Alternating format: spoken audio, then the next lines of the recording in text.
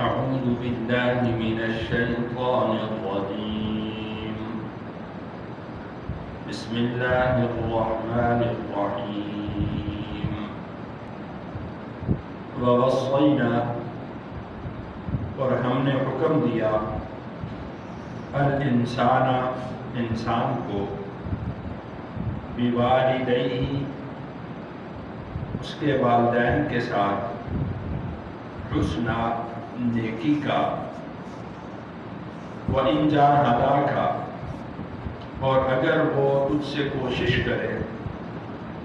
لِتُشْرِكَ بِي کہ تو میرے ساتھ شریک ٹھہرائے مَا لَيْسَ لَكَ بِهِ عِلْم جس کا تجھے علم نہیں ہے فَلَا تُطِعْهُمَا بس تو ان کی اطاعت نہ کر اِلَيَّ مَرْجِعُكُمْ بے شک میری طرف تمہارا لوٹ کر آنا ہے فَأُنَبِّئُكُمْ پھر میں تمہیں بتلا دوں گا بِمَا كُنْتُمْ تَعْمَلُونَ جو کام تم کیا کرتے تھے۔ اس سے پچھلی آیت میں اللہ تعالیٰ نے یہ ارشاد فرمایا تھا کہ جو لوگ ایمان لائے اور اعمال صالحہ اختیار کیے ہم ان کے گناہوں کو معاف کر دیں گے اور جو کام انہوں نے کیے ہیں ان سے بہت بہتر بدلہ ہم ان کو دیں گے۔ اب نیک کاموں میں سے ایک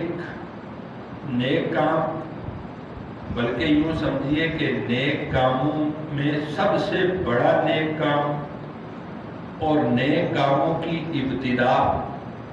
اور نیک کاموں کی مقبولیت وہ توحید کے بنا نہیں ہے، اور سب سے زیادہ حق انسانوں میں سے انسان پر والدین کا ہوتا ہے، لیکن والدین سے بھی بڑھ کر حق وہ اللہ کی ذات کا ہے۔ اللہ ارشاد فرماتے ہیں کہ ہم نے انسان کو یہ حکم دیا ہے کہ وہ اپنے والدین کے ساتھ اچھا سلوک کرے۔ حسن سلوک کا ہم نے والدین کے ساتھ حکم دیا، جیسا کہ سورۃ بنی اسرائیل میں اللہ نے ارشاد فرمایا کہ فَلَا تَقُل لَّهُمَا أُفٍّ تم ناگواری کا کوئی لفظ یا ناگواری کی کوئی حرکت بھی مت کرو، یہاں تک منع کیا گیا ہے انسان کو۔ لیکن وَإِن جَاهَدَاكَ لِتُشْرِكَ بِي مَا لَيْسَ لَكَ بِهِ عِلْمٌ فَلَا تُطِعْهُمَا اور اگر وہ تجھے مجبور کرے، وہ کوشش کرے کہ تو میرے ساتھ کسی کو شریک ٹھہرا فَلَا تُطِعْهُمَا پھر ان کی بھی اطاعت نہیں ہے۔ مفسرین کرام نے لکھا ہے کہ حضرت سعد بن ابی وقاص رضی اللہ عنہ جب یہ مسلمان ہوئے تو ان کی والدہ نے قسم اٹھائی تھی، نہ کچھ کھاؤں گی، نہ پیوں گی، نہ چھت کے نیچے سوؤں گی جب تک کہ ساتھ دوبارہ شرک میں مبتلا نہیں ہو جاتا، مطلب یہ کہ جب تک وہ اپنا دین نہیں چھوڑ دیتا۔ تو حضرت سعد بن ابی وقاص رضی اللہ عنہ وہ اپنے ایمان پر قائم تھے۔ لوگ ان کی والدہ کے منہ میں زبردستی چمچ پانی کا وہ ڈیلا کرتے تھے، جو کھانے کی چیز زبردستی ان کے منہ میں ڈالا کرتے تھے، لیکن حضرت سعد بن ابی وقاص رضی اللہ عنہ نے ایمان نہیں چھوڑا، یعنی حالت جبر آ گئی نا، مجبور کر دیا، ماں ہے اور اس نے قسم اٹھا رکھی ہے کہ میں نہ کھاؤں گی نہ پیوں گی، یہاں تک کہ ساتھ اپنا دین نہیں چھوڑ دیتا۔ تو اللہ نے ارشاد فرمایا کہ وَإِن جَاهَدَاكَ یہ مجبور کیا جا رہا ہے نا آدمی کو، اگر وہ تجھے مجبور کرے لِتُشْرِكَ بِي مَا لَيْسَ لَكَ بِهِ عِلْمٌ کہ تو میرے ساتھ کسی کو شریک ٹھہرا جس کا تجھے علم ہے۔ علم تو تب ہو اگر اللہ کا کوئی شریک ہو، جب زمین اور آسمان اور اس پوری کائنات کے اندر اللہ کا کوئی شریک نہیں ہے تو اللہ کے ساتھ پھر کسی کو شریک ٹھہرانے کی اجازت بھی نہیں ہے۔ فَلَا تُطِعْهُمَا پھر والدین کی بھی اطاعت مت کر۔ إِلَيَّ مَرْجِعُكُمْ ہماری طرف تم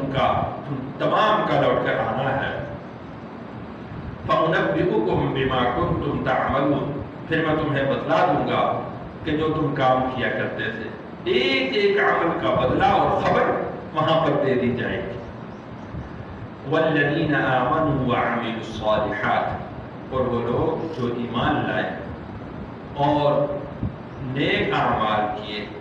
لَنُدْخِلَنَّهُمْ، ہم ضرور ان کو داخل کریں گے، فِي الصَّالِحِينَ، نیکوکار لوگوں میں۔ علامہ ابن کثیر رحمہ اللہ فرماتے ہیں کہ اگر کوئی شخص ایمان لایا اور اس کے والدین مشرک ہوئے، اس نے دنیاوی معاملات میں اپنے والدین کے ساتھ اچھا سلوک کیا، ان کی تیمارداری کی، ان کی خدمت کی، ان کے کھانے پینے کی، ان کی رہائش کی، ان کی ضروریات کی، وہ کفالت کی، لیکن ان کے دین میں ان کی اتباع نہ کی، وہ دین اسلام اور دین شریعت پر قائم رہا، لَنُدْخِلَنَّهُمْ فِي الصَّالِحِينَ، تو قیامت کے دن ہم ان کو نیکوکار لوگوں میں داخل کریں گے، اس کا حساب اس کے والدین کے ساتھ نہیں کریں گے۔ یہاں سے یہ بات معلوم ہوتی ہے کہ المرء مع من احب، جو حدیث مبارکہ میں آتا ہے کہ آدمی قیامت کے دن انہی کے ساتھ اٹھایا جائے گا جن کے ساتھ وہ محبت کرتا ہوگا۔ تو یہاں پر محبت طبعی مراد نہیں ہے، محبت دینی مراد ہے۔ دینی محبت جن کے ساتھ آدمی کی ہوگی، قیامت کے دن انہی کے ساتھ وہ اٹھایا جائے گا۔ اللہ ارشاد فرماتے ہیں کہ لَنُدْخِلَنَّهُمْ فِي الصَّالِحِينَ، ہم ان کو نیکوکار لوگوں میں اٹھائیں گے، یعنی ان کے والدین اگرچہ وہ مشرک ہیں، گناہگار ہیں، ہم اس کا حساب ان کے ساتھ نہیں کریں گے۔ وہ تو ہمارا حکم ہے ان کے ساتھ کہ نیکی کا سلوک کرے، ان کی خیر خواہی کرے، ان کی دوا دارو کا انتظام کرے اور ان کے ساتھ حسن سلوک کرے، تیمارداری کرے، ان کی ضروریات کی کفالت کرے، یہ تو ہمارا حکم ہے۔ اگر اس کو ہمارا حکم سمجھتے ہوئے یہ کرتا رہا تو یہ بھی نیکی کا کام ہے۔ اور قیامت کے دن لَنُدْخِلَنَّهُمْ فِي الصَّالِحِينَ، ہم ان کو اپنے نیکوکار بندوں میں داخل کریں گے اور ہم اس کو مشرکوں میں، گناہگاروں میں نہیں اٹھائیں گے۔ وَمِنَ النَّاسِ، اور کچھ لوگ ہیں، مَن یقول، جو یہ کہتے ہیں آمنا باللہ، ہم ایمان لائے اللہ پر، فَإِذَا أُوذِيَ فِي اللَّهِ، اور جب ان کو تکلیف دی جاتی ہے، فی اللہ کا مطلب فی سبیل اللہ، اللہ کی راہ میں جب ان کو کوئی تکلیف پہنچ گئی، جعل فتنة الناس، تو اس کو بناتے ہیں لوگوں کی آزمائش، کا عذاب اللہ، جیسا کہ اللہ کا عذاب۔ کوئی نیکی کا کام شروع کیا، لوگوں کی طرف سے تانے آنے شروع ہوئے، آتے بڑا حاجی آ گیا، کل تک تو ہمارے ساتھ تھا، سوچ ہوئے کھا کہ بلی حج کو چلی، اس طرح کے جملے کسے جاتے ہیں۔ لیکن دیکھیں کہ اللہ تعالیٰ نے توبہ کا دروازہ بند نہیں کیا، توبہ کا دروازہ کھلا ہے۔ سوچ ہوئے کہا کہ بلی حج کو چلی تو کیا 100 آدمی قتل کر کے بھی اللہ کے دربار کی طرف جائے تو اللہ معاف کر دیتے۔ اب جب اس کو تانے آنا شروع ہوئے تو کہنے لگے کہ میں کس مصیبت میں پھنس گیا ہوں، یہ تو اللہ کا عذاب آ گیا ہے مجھ پر، جو میں نے نیکی اختیار کی ہے اس کی وجہ سے جو مجھ پر آفات اور مصیبتیں اور تانے جملے کسے جا رہے ہیں، تو یہ تو اللہ کا عذاب آ گیا ہے، میں کوئی نیکی کا ایک گناہ میں مبتلا ہو گیا ہوں۔ ایسے جملے سننے میں ملتے ہیں کہ نماز پڑھ کے میں نے کوئی جرم شروع کر دیا ہے۔ تو اس کو وہ لوگوں کی طرف سے جو آزمائش پہنچتی ہے تو اس کو وہ اللہ کا عذاب سمجھتے ہیں، یعنی کچے پاؤں کھڑے ہیں، اگر ان کو ہلاشری مل گئی، ان کو واہ ملی تو وہ قائم رہے، اور اگر وہ آزمائش آ گئی تو فوراً اس طرح کے جملے کہنا شروع ہو گئے۔ وَلَئِن جَاءَ نَصْرٌ مِّن رَّبِّكَ، اور اگر آئے مدد تیرے رب کی طرف سے، لَيَقُولُنَّ، تو ضرور یہ کہیں گے اِنَّا كُنَّا مَعَكُمْ، ہم تو تمہارے ساتھ تھے۔ یعنی اگر خیر کی بات ملی، مال غنیمت مل گیا اور لوگوں کی تعریف ملی، تو کہا ہم تو تمہارے ساتھ ہیں، ہم نیکوکار ہیں، ہم تمہاری صف میں کھڑے ہیں۔ اولیس اللہ بأعلم، کیا اللہ زیادہ نہیں جانتا بما فی صدور العالمین، کہ جو عالمین کے یعنی زمانے کے لوگوں کے دلوں میں جو باتیں ہیں اللہ کیا ان کو خوب نہیں جانتا؟ کیا تم اپنی زبان کی تیزی کی وجہ سے تم اللہ کو دھوکہ دے دو گے؟ لوگوں کو تو دھوکہ دے سکتے ہو لیکن اللہ کی ذات کو دھوکہ نہیں دے سکتے۔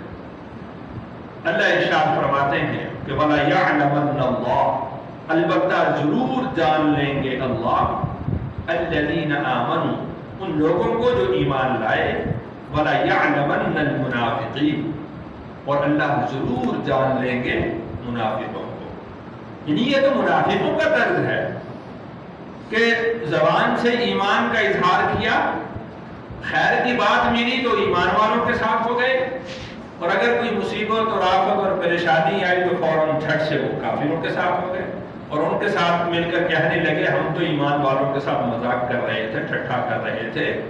ہم تو ان کے ساتھ استہزاء کر رہے تھے، ہم تو تمہارے ساتھ ہیں۔ اللہ ارشاد فرماتے ہیں کہ ہم ان کو نکھیڑ کر رکھ دیں گے، ان کو جدا جدا کر دیں گے، ان کی جماعتیں الگ بنا دیں گے۔ اللہ تو اولیس اللہ بأعلم بما فی صدور العالمین، تو وَلَيَعْلَمَنَّ اللَّهُ الَّذِينَ آمَنُوا، اللہ ایمان والوں کو بھی جان کر رکھیں گے، وَلَيَعْلَمَنَّ الْمُنَافِقِينَ، اور منافقوں کو بھی جان کر رکھیں گے۔ ایمان والوں کو الگ کر دیں گے، منافقوں کو الگ کر دیں گے۔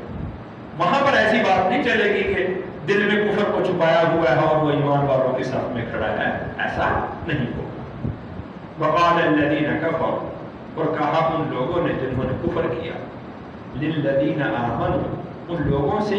جو ایمان لائے، اتَّبِعُوا سَبِيلَنَا، تم ہماری راہ کی پیروی کر لو۔ کچے ایمان والے یا پکے ایمان والے، دونوں سے وہ کہہ رہے ہیں کافر کہ تم چھوڑ دو یہ دین اور ہماری راہ کی پیروی کرو۔ وَلْنَحْمِلْ خَطَايَاكُمْ، اور اگر وَلْنَحْمِلْ، اور ہم اٹھا لیں گے، خَطَايَاكُمْ، تمہارا گناہ۔ یعنی ان کے کہنے کا مطلب یہ ہے کہ تم ہماری راہ کی جو پیروی نہیں کر رہے تو اس کو اگر تم کوئی گناہ سمجھتے ہو تو تمہارا یہ گناہ ہمارے ذمہ آیا، تم پیروی ہمارے راستے کی کر لو۔ یہ جو اگر تم اس کو گناہ سمجھتے تو یہ گناہ ہمارے ذمہ آیا، ہم اس کو اٹھا لیں گے۔ اللہ ارشاد فرماتے ہیں کہ وَمَا هُمْ بِحَامِلِينَ، اور وہ نہیں ہیں اٹھانے والے، مِنْ خَطَايَاهُمْ، ان کے گناہوں سے، مِنْ شَيْءٍ، کچھ بھی۔ یہ اپنا بوجھ اپنا اٹھائیں گے، وہ اپنا بوجھ اپنا اٹھائیں گے۔ اگر کوئی شخص ایمان سے پھر جاتا ہے، کفر کی راہ اختیار کرتا ہے، تو کیا یہ شخص، اس کا کفر کسی اور پر ڈالا جا سکتا ہے اور اس کو بخش دیا جائے گا؟ ایسا نہیں ہے۔ یہ اپنے گناہ کا بوجھ خود اٹھائیں گے، اور ان کے کفر اور گناہ کا بوجھ ان پر بھی آئے گا کہ جنہوں نے ان کو کفر کی راہ دکھلائی۔ رسول اکرم صلی اللہ علیہ وسلم نے ارشاد فرمایا کہ جس شخص نے کوئی نیکی کی راہ کسی کو بتلائی تو اس نیکی کرنے والے کو بھی اس کا اجر دیا جائے گا، اور جس نے نیکی کی راہ بتلائی تھی اس کو بھی اس کا اجر دیا جائے گا، اور نیکی کرنے والے کے اجر سے کمی نہیں کی جائے گی۔ اسی طریقے سے اگر کسی نے کسی کو بری راہ دکھلائی اور اس نے اس پر عمل کیا تو عمل کرنے والے کو بھی اس کا پورا پورا گناہ ملے گا، اور جس نے اس کو برائی کی راہ دکھلائی تھی اس کی برائی کا بوجھ اس پر بھی آئے گا، اور اس کی برائی کے بدلے سے کچھ کم نہیں کیا جائے گا۔ یعنی نیکی کی راہ دکھلانے والا نیکی کرنے والے کے اجر کو حاصل کرتا ہے، اور نیکی کرنے والے کا اجر کم نہیں ہوتا۔ برائی کی راہ دکھلانے والا اس برے کام کا بوجھ اپنے سر لیتا ہے، لیکن وہ برائی کا کام کرنے والے کے بوجھ میں سے کوئی کمی نہیں کی جاتی۔ اللہ ارشاد فرماتے ہیں کہ وَمَا هُمْ بِحَامِلِينَ مِنْ خَطَايَاهُمْ مِنْ شَيْءٍ، یہ ان کا بوجھ اپنے سر نہیں دیں گے کہ ان سے ہٹا دیا جائے، ان کو معاف کر دیا جائے، ان کو چھوڑ دیا جائے تو اس کا گناہ کا تاوان ان پر آ گیا اور ان کو چھوڑ دیا گیا، ایسا نہیں ہے۔ انہم لکاذبون، یہ اس بات میں جھوٹے ہیں جو یہ کہہ رہے ہیں کہ تمہارا بوجھ ہم اٹھا لیں گے۔ ہاں البتہ وَلَيَحْمِلُنَّ أَثْقَالَهُمْ، یہ ضرور اٹھائیں گے اپنا بوجھ، وَأَثْقَالًا مَعَ أَثْقَالِهِمْ، اور ان کے بوجھ کے ساتھ بھی بوجھ، یعنی اپنا بوجھ تو انہوں نے اٹھایا اور جن کو انہوں نے بری راہ پر لگایا تھا ان کا بوجھ بھی یہ اٹھائیں گے۔ وَلَا يُسْأَلُنَّ يَوْمَ الْقِيَامَةِ، اور ضرور یہ سوال کیے جائیں گے قیامت کے دن، عَمَّا كَانُوا يَفْتَرُونَ، ان چیزوں سے متعلق جو جھوٹ یہ کھڑا کرتے تھے۔ اللہ فرمائیں گے تمہیں کس نے یہ اجازت دی تھی کہ تم ان کو یہ کہو کہ تمہارا بوجھ ہم اٹھا لیں گے اور تمہیں معاف کر دیا جائے گا، تمہیں چھوڑ دیا جائے گا۔ اس ایک ایک عمل کے بارے میں، ایک ایک گفتگو کے بارے میں، ایک ایک کلام کے بارے میں قیامت کے دن سوال ہوگا اور اس کا وہاں پر جواب دینا ہوگا۔ اللہ تعالیٰ سے دعا ہے اللہ تعالیٰ مجھے اور آپ کو ایمان پر اور اعمال صالحہ پر ثابت قدم رکھے۔ الحمدللہ۔